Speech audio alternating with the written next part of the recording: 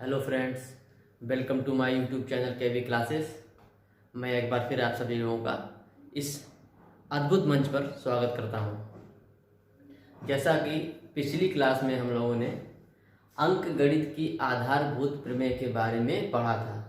अंक गणित की आधारभूत प्रमेय में हमने क्या पढ़ा था कि प्रत्येक भाज्य संख्या को उसके अभाज्य गुणनफलों के रूप में व्यक्त किया जा सकता है। कोई भी भाज्य संख्या हो, जब उसके हम गुणनफल निकालेंगे तो वो हमारी कैसे अभाज्य संख्या के रूप में आएंगे। उसके अंतर्गत पर आधारित हमारी एक्सरसाइज 1.2 थी, जिसमें हमने प्रश्न नंबर 1 से लेकर के प्रश्न नंबर 4 तक किए थे। आज उसी में हम उसी एक्सरसाइज को आगे बढ़ाते हुए प्रश्न नंबर 5 लेकर के आया हूँ, और पूरे चैप्टर में वास्तविक संख्याओं का ये पार्ट 5 है। जिन बच्चों को पिछले के पार्ट नहीं देखे हैं वो बच्चे प्लेलिस्ट पर जाकर के पिछले पार्ट देख सकते हैं। तो आइए शुरू करते हैं प्रश्न नंबर 5। तो प्रश्न नंबर 5 क्या दिया गया है कि सिद्ध कीजिए कि किसी प्राकृतिक संख्या n के लिए, प्राकृतिक संख्या n के लिए, प्राकृतिक संख्या मैंने आपको बताई थी 1 2 3 4 5 6 7 8, इस तरह से अनंत तक चले जाएंगे तो ये सब संख्याएं हमारी कैसी होती हैं? प्राकृतिक संख्याएं होती हैं।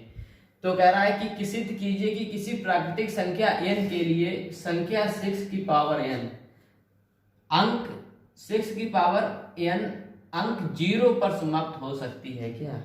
मतलब कह रहा है कि अगर यहाँ पे 6 लिखा है, इसकी पावर n बराबर अगर हम 1 ले लें तो ये 6 ही रहेगा। n बराबर अगर यहाँ पे हम 2 ले लें तो ये क्या बन जाएगा? 36 बन जाएगा। तो इस तरीके से वो कह रहा है कि क्या किसी प्राकृतिक संख्या 6 की पावर n के लिए, n बराबर यहाँ पे कोई नंबर ले सकते हैं, n के लिए अंक 0 पर समाप्त हो सकती है क्या? मतलब कि क्या इसकी पावर में कोई ऐसा नंबर आए जो ये संख्या को जब सॉल्व किया जाए तो इसके इकाई का अंक 0 आए, ऐसा हो सकता है क्या? तो अंक गणित की आधारभूत प्रमेय में हमने पढ़ा था कि जब हम उस संख्या के गुणनखंड करते हैं, जैसे मान लीजिए ये संख्या जो आपकी प्रश्न में दी गई है, इसको हम सॉल्व करते हैं। सॉल्व, इसमें दिया गया है 6 की पावर n। अब इस 6 की पावर n को हम इस टाइप से लिख सकते हैं क्या? 2 की पावर n मल्टीप्लाई 3 की पावर n। भाई 6 को हमने 2 और 3 में तोड़ दिया, तो इसको हम इस टाइप से लिख सकते हैं। तो अंक गणित की आधारभूत प्रमेय में क्या कहता है कि किसी भी नंबर में 0 कब आता है? पहले तो आप ये बताइए। किसी भी नंबर में 0 बनने के लिए हमारे पास 2 नंबर होने बहुत ही जरूरी हैं। वो नंबर हमारे क्या है? पहला नंबर 2 है और हमारा सेकेंड नंबर क्या है? 5।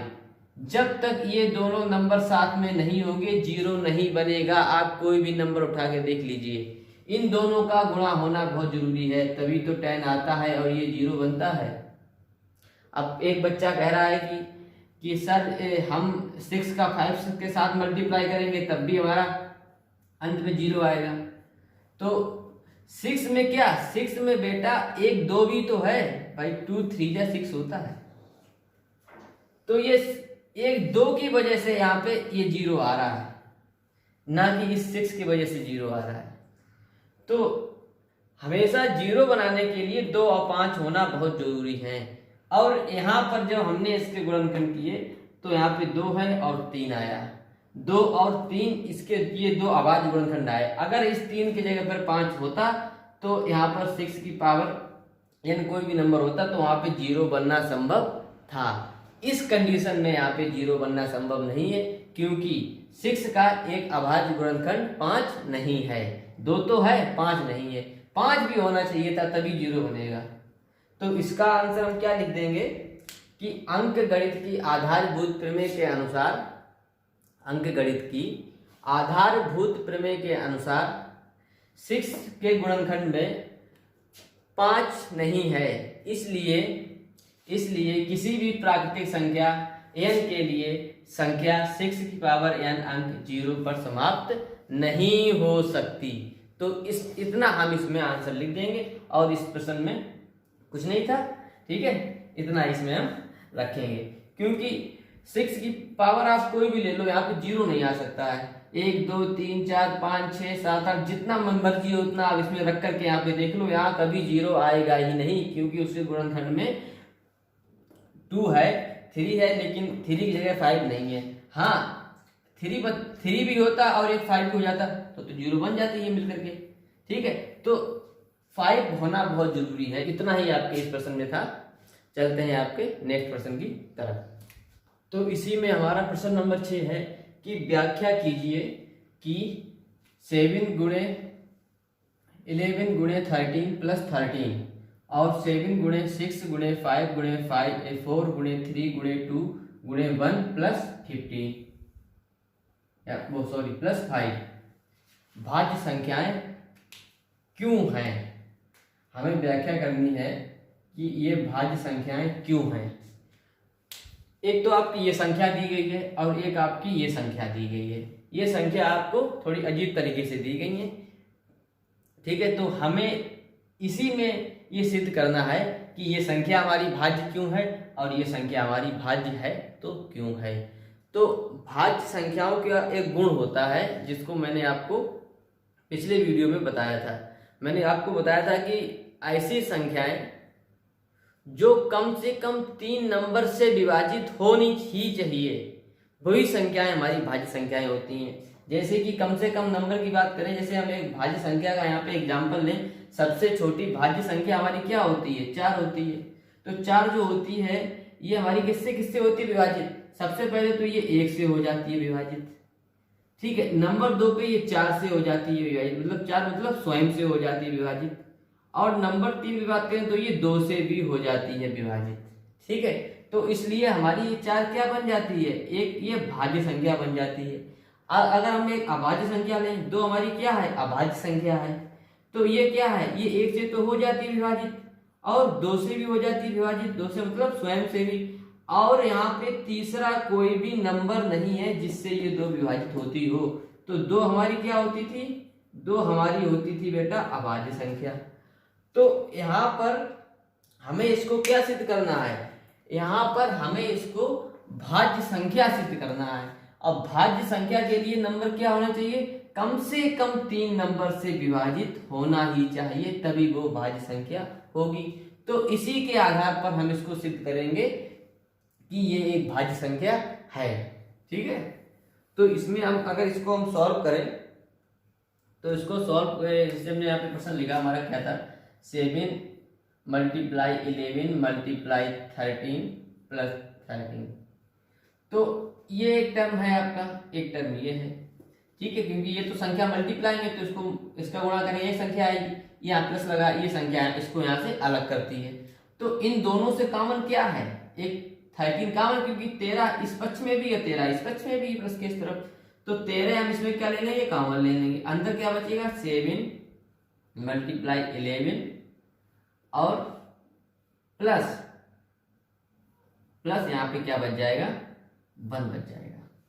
ठीक है, देखो एक चीज मैं आपको बता दूं कि बहुत से बच्चों को कॉमन लेना नहीं आता है। हाई स्कूल में आ जाते हैं लेकिन फिर भी उन्हें कॉमन लेने के लिए कहा जाए तो उन्हें बहुत सी समस्याएं आती हैं। तो कॉमन का मतलब पता क्या होता है, कॉमन का मतलब एक तरीके से आप सिंपल भाषा में समझे तो ये होता है कि जो सी संख्या हम कॉमन ले रहे हैं उसी का उसमें भाग देना। ठीक है, जैसे कि मैं आपको अलग से समझाऊं, जैसे मैंने यहाँ पे एक संख्या ये थी, एक संख्या ये थी, तो इसमें हम क्या ले रहे हैं, इसमें बेटा हम कॉमन ले रहे हैं। क्या कॉमन ले रहे हैं, 13 कॉमन ले रहे हैं। तो एक हमारा टर्म ये है, एक टर्म ये है, क्योंकि जहां से प्लस या माइनस लगता है वहीं से हमारा सेकंड टर्म शुरू होता है। ठीक है, तो हम इसमें से क्या कॉमन ले रहे हैं, 13 कॉमन ले रहे हैं। कौन क्या कॉमन ले रहे हैं, 13 कॉमन ले रहे हैं। जब 13 कॉमन ले रहे हैं तो मैंने क्या बताया, 13 कॉमन लेने का मतलब होता है कि उसी संख्या से भाग करना है। अब देखना, जब इस टर्म में 13 कॉमन लेंगे तो 13 से क्या करेंगे, भाग करेंगे, और इस टर्म में भी क्या करेंगे, 13 से भाग करेंगे। तो ये 13 से 13 कट जाएगा, अंदर ब्रैकेट में क्या आएगा, 7 मल्टीप्लाई 11 और 13 बन जाए 13, इसलिए क्या आ जाएगा, 1 आ जाएगा। तो इस तरीके से आपने देखा ये हमारा नंबर आ जाता है। तो 13 कॉमन लिया, इसका मतलब होता है कि उसी संख्या से भाग देना। तो ये मतलब होता है कॉमन का बेसिक सी चीज है, मैंने इसलिए आपको बता दी क्योंकि बहुत से बच्चों को नहीं आती है। और क्योंकि हमने आपको बताया ही है कि मैं एकदम बेसिक से पढ़ाऊंगा, कोई भी चीज़ आपकी छूटेगी नहीं, ठीक है। तो यहाँ पर क्या है, हमने इसमें 13 कॉमन ले लिया।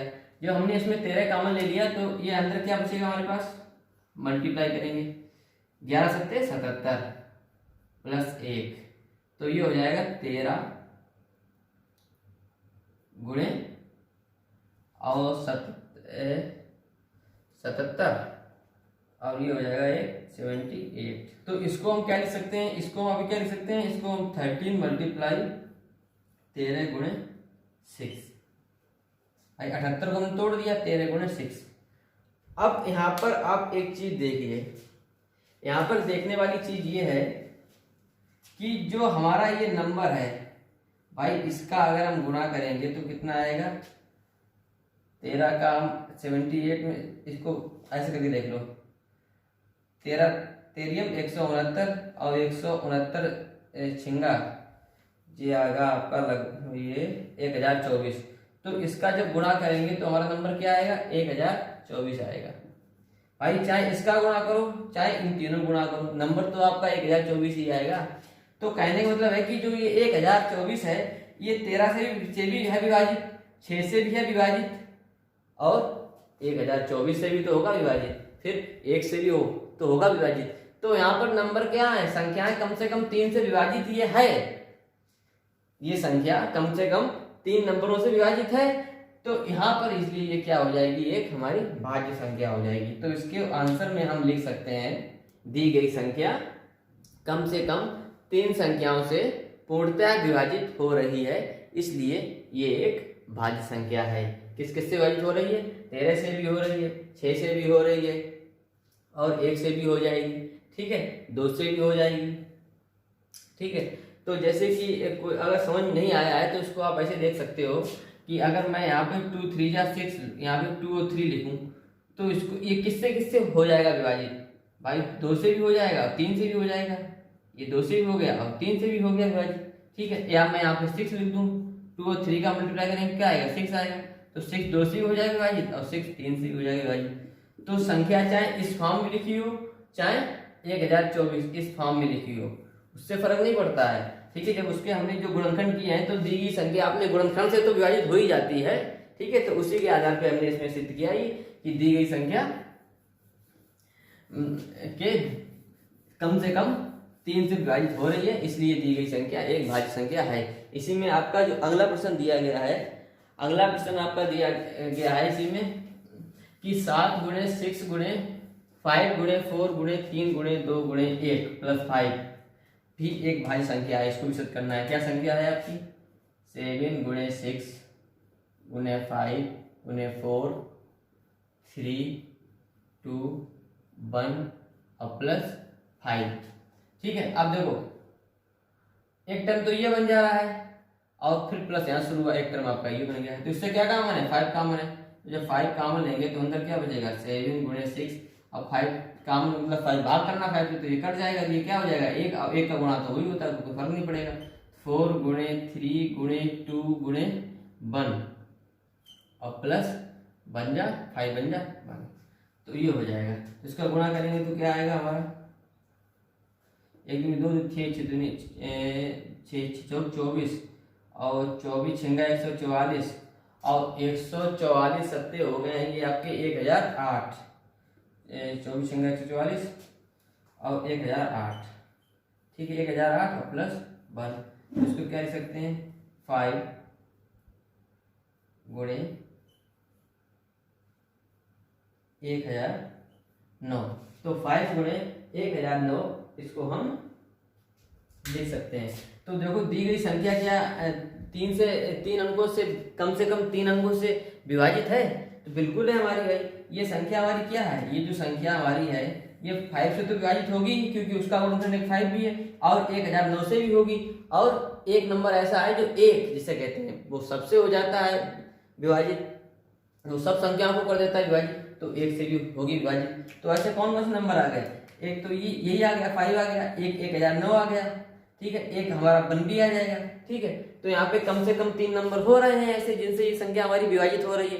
तो ये संख्या भी हमारी कैसी हो जाएगी, भाज्य संख्या हो जाएगी। ठीक है, ये ऐसे ही मतलब बेसिक लेवल के क्वेश्चन है, बुक में है आपके, इसलिए करा दीजिए।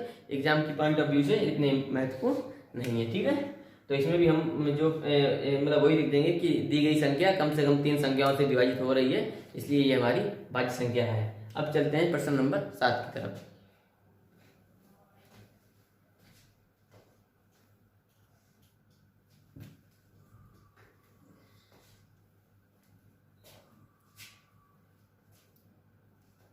तो प्रश्न नंबर 7 आपका है, किसी खेल के मैदान के चारों ओर एक वृत्ताकार फर्श है। कोई एक खेल का मैदान है और मैदान के चारों ओर नहीं फुटपाथ सा, मतलब फुटपाथ सा बना होता है, आपने देखा होगा, लोग इस पे टहलते हैं, तो उसी टाइप का कुछ है ये कि किसी खेल के मैदान के चारों ओर एक वृत्ताकार फर्श है। ठीक है भाई, इस मैदान का एक चक्कर लगाने में सोनिया को 18 मिनट लगते हैं। कह रहा है कि सोनिया को चक्कर लगाने में 18 मिनट लगते हैं। लिख लिया भाई, सोनिया को कितना टाइम लगता है? 18 मिनट लगते हैं। आगे बढ़ते हैं। जबकि इसी मैदान का एक चक्कर लगाने में रवि को 12 मिनट लगते हैं। मतलब रवि तेज दौड़ रहा है भाई, रवि को समय कम लग रहा है, तो इसका मतलब कि रवि तेज दौड़ रहा है। कितनी तेज दौड़ रहा है? सोनिया से 6 मिनट तेज दौड़ रहा है। ये तो कह रहा है प्रश्न। मान लीजिए कि वे दोनों एक ही स्थान और एक ही समय पर चलना प्रारंभ करें, एक ही दिशा में। कह रहा है कि स्थान भी एक ही और एक ही समय पे, मतलब अगर 2 बजे सोनिया ने चक्कर लगाना शुरू किया तो 2 ही बजे रवि चक्कर लगाना शुरू करेगा, और जिस दिशा में सोनिया जाएगी उसी दिशा में हमारा रवि भी जाएगा। ठीक है, तो समय में चलना प्रारंभ करके एक ही दिशा में चलते हैं तो कितने समय बाद वे प्रारंभिक स्थान पर मिलेंगे? प्रारंभिक स्थान मतलब जहां से वे चलना प्रारंभ किए थे उसी स्थान पर वो कितने समय बाद मिलेंगे? अगर दोनों बराबर दौड़ रहे होते, सोनिया भी 18 मिनट में चक्कर लगा रही होती, रवि भी 18 मिनट में चक्कर लगा रहा होता, तो प्रत्येक चक्कर पर वे प्रारंभिक स्थान पर मिलते। अब तो भाई कंडीशन ये है कि दोनों एक साथ चले, 1-2 कदम चलने के बाद रवि आगे निकल गया, क्योंकि रवि तेज दौड़ रहा है, सोनिया बेचारी उसके पीछे रह गई। तो जब सोनिया पीछे रह गई तो एक चक्कर जब लगेगा तो एक चक्कर अगर रवि पूरा कर लेगा तो सोनिया उससे 6 मिनट पीछे रहेगी। मतलब सोनिया उसके 6 मिनट बाद, उसके एक चक्कर पूरा करने के 6 मिनट बाद उस स्थान पर पहुंचेगी जिस स्थान पर रवि का एक चक्कर पूरा होता है। ठीक है, तो इस प्रकार के सवाल में जब इस तरह की कंडीशन दी हो तो हमेशा हम एलसीएम निकालते हैं। देखने में सवाल बहुत बड़ा लग रहा है, लेकिन थोड़ा सा समझ लीजिए सवाल बड़ा नहीं है। इस प्रकार की कंडीशन में हमेशा हम एलसीएम निकालते हैं। तो सोनिया कितने मिनट में दौड़ रही है, रवि कितने मिनट में दौड़ रहा है, इन दोनों का हम क्या निकालेंगे? एलसीएम निकाल लेंगे। तो हम क्या करेंगे? 12 और 18 का क्या निकाल लेंगे? एलसीएम निकाल लेंगे। जो भी इनका एलसीएम आएगा उतने ही मिनट बाद ये दोनों प्रारंभिक स्थान पर पुनः मिलेंगे। जैसे कि मैं आपको एक थोड़े एग्जाम्पल से बताऊं। जैसे मान लीजिए ये एक वृत्ताकार फर्श है और इस पर क्या है, इसके चारों तरफ वृत्ताकार फर्श है। ये इसके चारों तरफ क्या है? एक वृत्ताकार फर्श है। ठीक है, इसके चारों तरफ एक ये वृत्ताकार फर्श है। तो ये जो फर्श है, इसी फर्श पर तो रवि और सोनिया दौड़ रहे हैं। मान लीजिए ये इनका स्टार्टिंग पॉइंट है, यहां से इन्होंने दौड़ना प्रारंभ किया दोनों लोगों ने। ठीक है, तो रवि अपना एक चक्कर पूरा कर लिया, रवि चक्कर पूरा करके यहाँ पर आ भी गया। ये रवि यहाँ पर चक्कर पूरा करके आ गया। और सोनिया तब कहाँ होगी? सोनिया भाई इससे पीछे होगी, लगभग यहाँ पे होगी। भाई सोनिया इससे 6 मिनट पीछे होगी, यहाँ पे दौड़ रही होगी। तो ऐसा समय कितनी देर बाद आएगा? अगर ये दौड़ते रहे इसी तरह इस पे, तो कितने मिनट बाद ये दोनों पुनः इसी स्थान पर मिलेंगे जहां से इन्होंने दौड़ना प्रारंभ किया था। तो ऐसी कंडीशन है, तो इस कंडीशन में हम क्या करेंगे, एक इन दोनों का एलसीएम निकालेंगे। हाँ, अब कंडीशन तो यहाँ पे हो जाएगी कि ये दोनों मिलेंगे। जब ये दोनों मिलेंगे तो रवि ज्यादा चक्कर लगा चुका होगा और सोनिया कम चक्कर लगा चुके, मतलब सोनिया ने उससे कम चक्कर लगाए होंगे, लेकिन वो दोनों मिल जाएंगे एक स्थान पर। ठीक है, जैसे अभी मैं आपको समझाऊंगा कि अगर इन दोनों का हम एलसीएम निकालें तो क्या आएगा, 2 छंग 12 दुनिया में 18, 2 3 6 और ये 9 ऐसा का ऐसा ही आएगा यहाँ पे, 3 एकम 3 3 का 9 और ये 3 एकम 3 3 एकम 3। तो इनका एलसीएम क्या आएगा, इनका एलसीएम आएगा 2 मल्टीप्लाई 2 मल्टीप्लाई 3 मल्टीप्लाई 3, जो ये बन जाएगा आपका 2 दूनी 4 4 तियां 12 12 तियां 36। मतलब कह रहा है कि 36 मिनट बाद, कितने मिनट बाद, 36 मिनट बाद वे पुनः यहाँ पर स्थान पर मिलेंगे। अब ये बात कहाँ तक सत्य है, 36 मिनट बाद। भाई 36 मिनट में अगर हम 18 का भाग दें तो हम ये देखेंगे कि रवि ने कितने सोनिया ने कितने चक्कर लगाए। तो 36 में 18 का भाग दिया हमने, तो सोनिया ने आपके 2 चक्कर लगाए। भाई 36 मिनट बाद अगर वो दोबारा यहाँ पे मिल रहे हैं तो 36 मिनट रवि दौड़ा होगा और 36 मिनट ही सोनिया दौड़ी होगी। भाई 36 मिनट बाद तो दोनों मिल रहे हैं इस स्थान पर, तो 36 मिनट रवि दौड़ा और 36 मिनट ही सोनिया दौड़ी है। तो सोनिया ने कितने चक्कर लगाए, सोनिया का 1 चक्कर लगता है 18 मिनट में, तो 36 मिनट में कितने चक्कर लग गए, 2 चक्कर लग गए। और रवि के 36 मिनट में कितने चक्कर लग गए, 12 तियां 36, रवि के 36 मिनट में 3 चक्कर लग गए। तो यही आपका प्रश्न था कि जब भी इस टाइप की कंडीशन आती है तो हम क्या निकालते हैं, एलसीएम निकालते हैं। तो कितने समय बाद वे पुनः प्रारंभिक स्थान पर मिलेंगे, तो हम लिख देंगे 36 मिनट बाद वे पुनः प्रारंभिक उसी स्थान पर मिलेंगे जहां से उन्होंने दौड़ना प्रारंभ किया था। तो ये है इसका आंसर। ठीक है, तो आपकी एक्सरसाइज 1.2 होती है समाप्त। आगे हम इसी में एक्सरसाइज 1.3 लेकर के आएंगे, उसमें भी अच्छे अच्छे क्वेश्चंस हैं जो आपके एग्जाम में आते भी हैं। और अगर वीडियो पसंद आ रहा हो, आपको अच्छा लग रहा हो, चीज़ें समझ में आ रही हो, तो चैनल को शेयर और सब्सक्राइब करना बिल्कुल ना भूलिएगा।